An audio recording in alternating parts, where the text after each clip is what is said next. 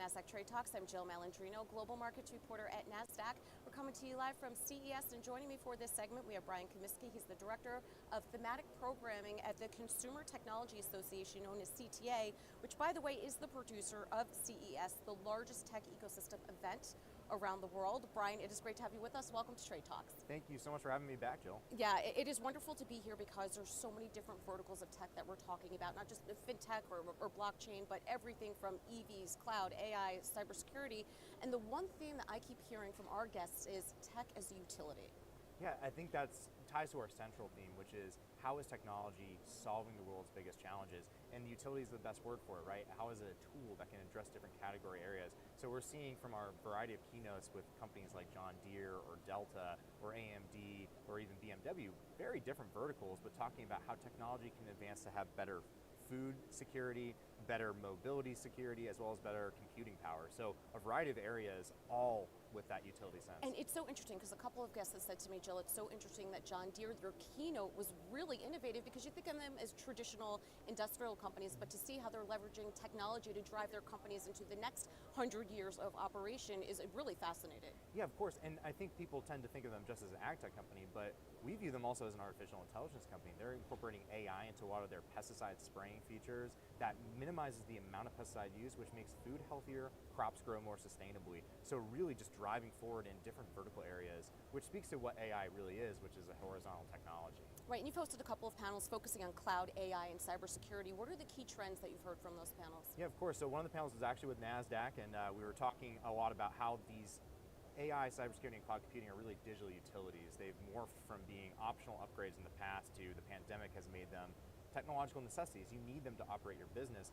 And we had a wonderful conversation, and we're talking about how they're morphing together to really make business more efficient, make it more scalable, and make it more secure when they all work together quite well. Yeah, and speaking of index, we've partnered with you in over 14 indexes with Nasdaq and of course CTA. Explain to us how that partnership works. Yeah, of course. So we started in 2010 with our first index, which was the Nasdaq CTA, or I think it was CEA at the time, Smartphone Index, or QPhone. And since we've launched 13 more indices that cover a variety of different technology areas like digital health, video gaming, cloud, AI, and robotics.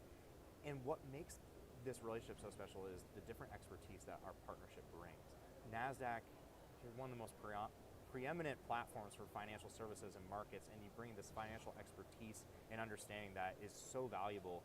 And now over here with CTA, we literally, as we're sitting here, get a show floor view to innovation, and that helps our market research team, which I'm a part of, sit and think about what are the long-term technology trends that are going to shape the future, which when you combine those, you create a really interesting investment vehicle through these indexes. Yeah, and we get the key themes that we're hearing in the interviews, but when you walk the floor, one thing I've noticed is virtual reality is being implemented across every vertical, whether it's health tech or you're working with age tech or EDU tech. Yeah. It really is amazing to see how it's becoming so integrated, not just a concept when it comes to gaming, but really across all the tech stack.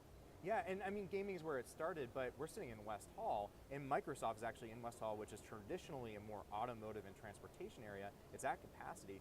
They're showcasing a partnership with a company doing metaverse as a service, so a digital showroom from a company called TouchCast, where you walk in, you don't even need a headset, and you go and the screens turn into a lifelike store with real-time models powered by the Unreal Engine, and you have a sales rep, a real person who, to them, will look like a Teams call because they're thousands of miles away, but you're going to see that they are going to have that consumer touch with it. And then the other one I'll note is it's not just about e-commerce. There's applications for things like digital therapeutics and health. A company called OVR Technology over at the Venetian Expo, another portion of our show, stands for Olfactory Virtual Reality Tech. They're a startup out of Vermont. And when you put on a headset, it's usually immersive sound, immersive sight. This incorporates digital scent. So we're talking smell now, which is important because 70% of our daily memories are impacted by scent.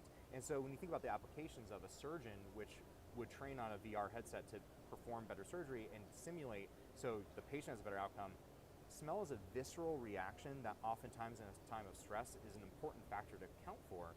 This headset would help bridge that gap, which helps the surgeon and certainly helps the patient. Well, I'm glad that you brought up startups because I've heard there are phenomenal things going on. Is Eureka Hall, I believe it's called? Eureka Park over in Eureka Park, Venetian. where the startups are, and some of the innovative ideas that are coming out of there are really quite impressive. Yeah, we have usually about 1,000 companies or so, and then there's a lot of country pavilions there. So you see things like the first electric snow bike, all the way to a spoon that has wired circuitry to enhance flavor. So if you're eating a dietary food, and you know how the taste is always a little different, right? This fills in the gaps of that to enhance the taste back to what the regular version of that food would taste like. So all these things that address a variety of areas, and we're just so excited to have these companies here because it showcases the serendipity of the show. You never know what you're going to see, and you're always surprised. Yeah, well, if they can make celery taste like chocolate, then they're really onto something. Yes. All right, Brian, appreciate the insight as always. Thanks for joining us on Trade Talks at CES. I'm Jill Malandrino, Global Markets Reporter at Nasdaq.